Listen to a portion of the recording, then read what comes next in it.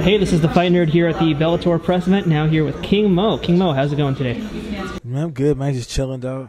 Now, we know you're going to be fighting in September. You're taking on Tom Deblass. Are you looking forward to this fight? I look forward to any payday, dog. Do you know much about Tom Deblass? I thought he was from England, but I guess he's from New York. He's a grappler, you know what I'm saying? Hard-nosed. He fought in the UFC, I think, twice. And really, you know, he's confident, so that's enough for me to know.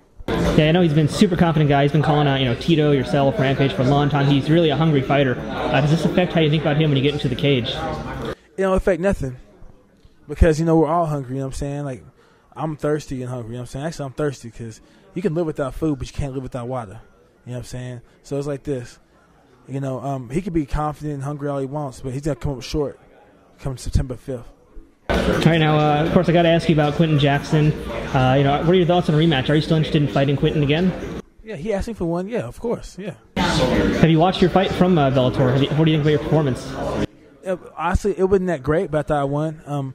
I was slipping, if you watch the fight, I was slipping and falling over the place because Bjorn's bitch ass didn't change the canvas like he said he would. That dude's such a fucking bitch, man. I can't stand him.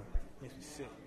Just thinking about it makes me sick. I had you winning that fight also. It was a tough fight, and I mean, the decision still, I obviously you don't agree with it still. A lot of people don't, but 98% of the media had me winning.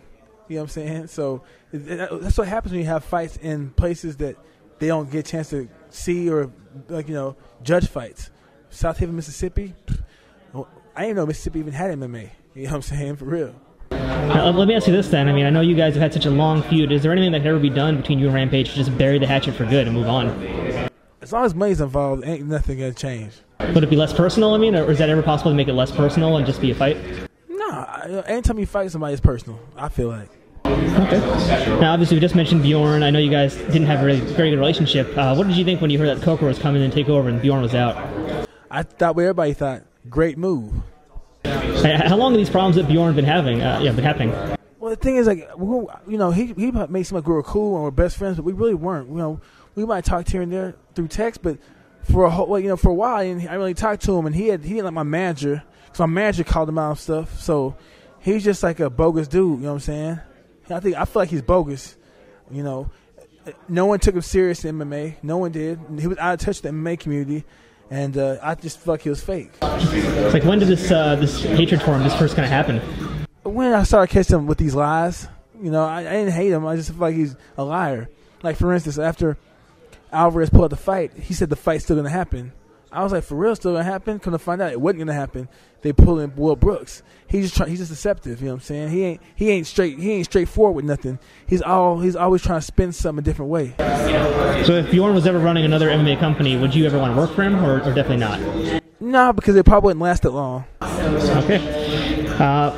Now that Coker is in charge, are there any changes you want to see Coker implement in the Bellator promotion, or anything you want to see him do differently? Bring in the old Strikeforce canvas, and nothing. Just run it like he did Strikeforce. You know, everybody was happy. We've good fights. Get rid of the casino shows and have shows at big venues. I remember actually it was your interview with Luke Thomas right after the Rampage part. You said you were slipping on that canvas, and you said this has been a problem for a while in Bellator. All my fights, you watch all my fights, I've slipped in some sort of way. Even versus Coleslaw, I slipped into the cage. So I've always had that problem. Well, hopefully they do fix that up. Now I also got to ask you about TNA Wrestling, because we just heard that Spike is not going to be renewing TNA, it looks like. Have you heard any news about that? Well, I've heard the same news y'all have heard, but I don't know, because I heard that they're still in talks, but I don't know. I guess we'll find out. You know, I hope it doesn't go under, because they have a lot of great talent there, like Bobby Roode, Austin Aries, Kenny King, MVP. You know, the Wolves. You know, there's a lot of great wrestlers there. You know, and I hate to see them go under, but hopefully, if TNA does go under, these people that I mentioned and even more, the whole roster will find a home elsewhere and get paid well elsewhere. Yeah, I was actually at the New York tapings, the last ones they had, which you were at, and I know things are totally heating up with you and Dixie right now, or rather, you know, with I guess Tommy Dreamer, the Dudleys, and you're with Team Dixie, I guess, and she's now been put through a table. It's all sorts of craziness. So what have been the plans for you? I mean, are we going to actually see you in the ring soon? I hope so, man. Because the thing is, I can work. I went through wrestling school. I can wrestle. You know what I'm saying? It's just that it's up to them. You know, it's up to them to figure out when they want to use me or if they want to use me and how.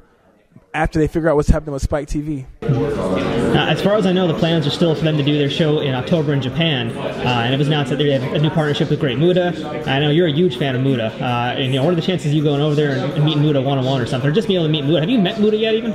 He walked right past me, and I was nervous as hell in New York. I was like, that's great. I wanted to talk to him, but, damn, I should have took a picture with him, but I was just too scared, man. I froze up. Muta's a scary, scary dude. Now, also, Tito Ortiz, another light heavyweight here in Bellator. Are you interested in fighting Tito at all? I fight anybody and everybody, you know what I'm saying? They could have one leg, one arm missing. They could be half dead on life support. They could be in a wheelchair. If they show me the money, I'm fighting them. All right. Sounds good to me. King Mo, thank you much for your time. Appreciate it today. Thanks, appreciate it.